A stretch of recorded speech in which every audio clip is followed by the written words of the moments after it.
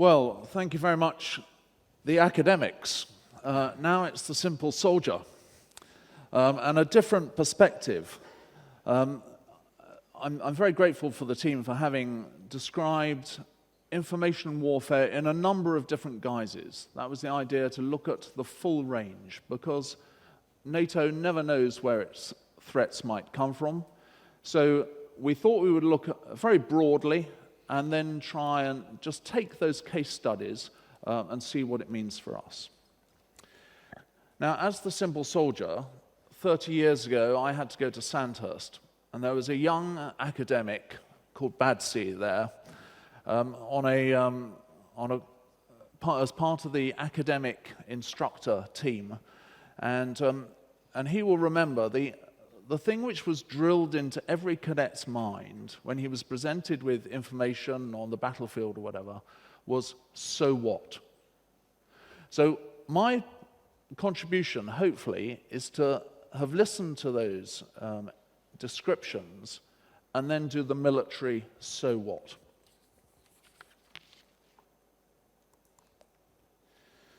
In 2008, the first NATO StratCom advisors arrived in Afghanistan. In those days, the concept of strategic communication was still in a very high state of flux. I think it's settling. But what was clear was that StratCom was central to ensuring the support for the campaign across every relevant audience. It was by its nature an active task, taking the narrative to the audience. It was, in military terms, an offensive activity. That was also the theme in Libya. In the last couple of years, things have been changing. Since the alliance faced the new, fresh challenges of dealing with a resourceful, resurgent Russia and a communications-savvy Islamic entity in Daesh, we've become more reactive.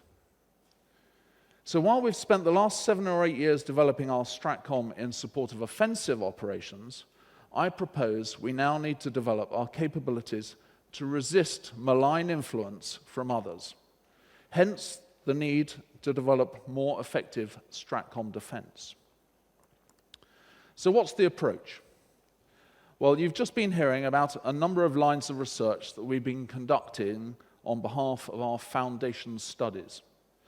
And you'll hear more about our studies into Daesh later.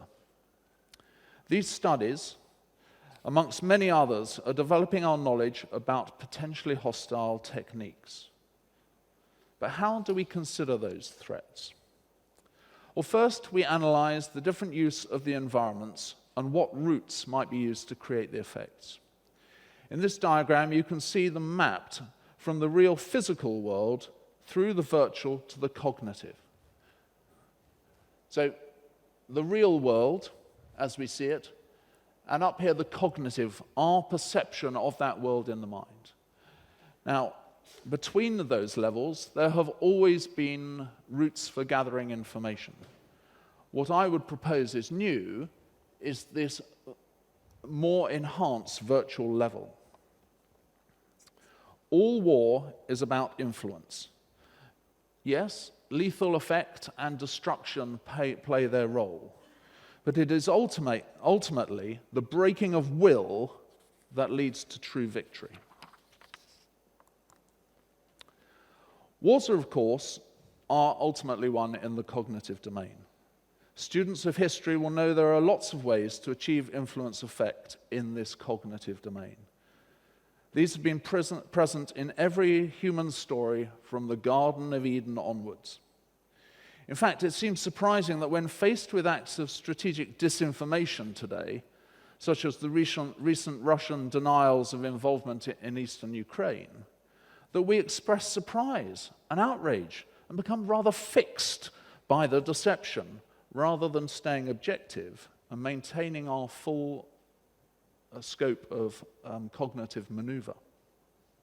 It was 400 years ago, Machiavelli observed how honorable it is for a prince to keep his word and act with integrity than collusion. I suppose everyone understands. Nevertheless, experience has shown in our times that those princes who have not pinned themselves to that punctuality and preciseness have done great things. and by their cunning and subtlety, not only circumvented and darted the brains of those with whom they deal, but have overcome and been too hard for those who have been so superstitiously exact. Well, how telling.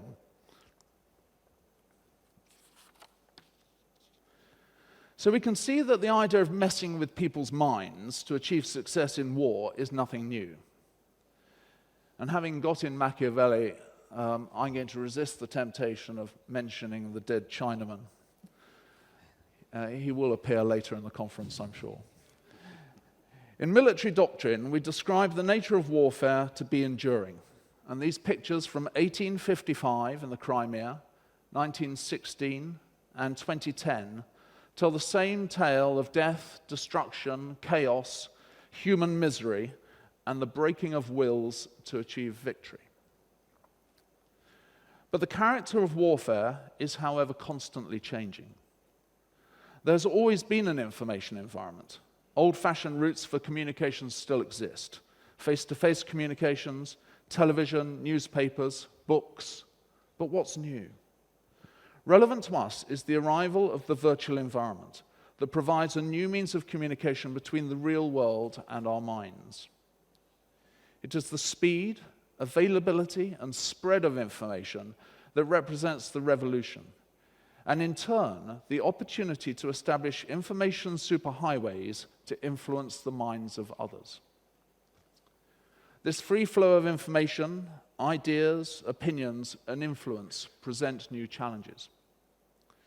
Do the audiences within our nations have the ability to differentiate between true and false? Can we be sure who is providing us with the information our hungry human minds desire?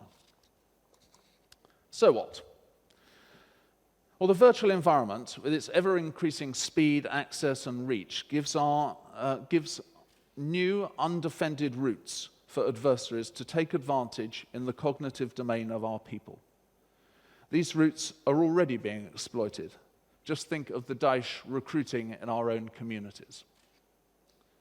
Yes, we've thought about and developed cyber defense, those technical means to protect our most sensitive information. Now we must work on how to recognize wider information threats, deception, propaganda, manipulation, grooming, and reduce our vulnerability in the cognitive domain. NATO defines defense simply as activities that resist enemy offensive activities. This seems a very good place to start. Let's identify those activities and how to resist them. Now, this represents our plan. As you'll see, at the moment we are conducting those foundation studies I've described, and our team are assisting with, looking at the nature of the threat and the early warning signals. At the same time, we've been reaching out to the nations within NATO and our partners to look at best practice of how to resist this external influence. In parallel with that, we are conducting a major study looking at the character of our own audience. NATO represents a very diverse and broad church, and it is looking at that group of people in all their different guises, their demography, their culture, their ideologies, their access to the media. We need to understand that in parallel with understanding the threat to make sure that we can move on to the next project, which is StratCom Defense. Now finally, in this process, we're helped by the fact that a lot of thought has already gone into how to do defense. And here, from Allied Doctrine, we have the principles of defense. They derive largely from the war experience of all our armies in the physical environment. But my suggestion is that these principles apply across the physical and information environments alike, and they formulate a clear framework that we can use to counter new threats. In particular, I'd like to highlight the need for information and intelligence. We need to understand the technical and psychological reach of potential adversaries, hence our studies. Use of terrain. Well, the concept of terrain in the information environment is difficult for some. It's actually already been referred to.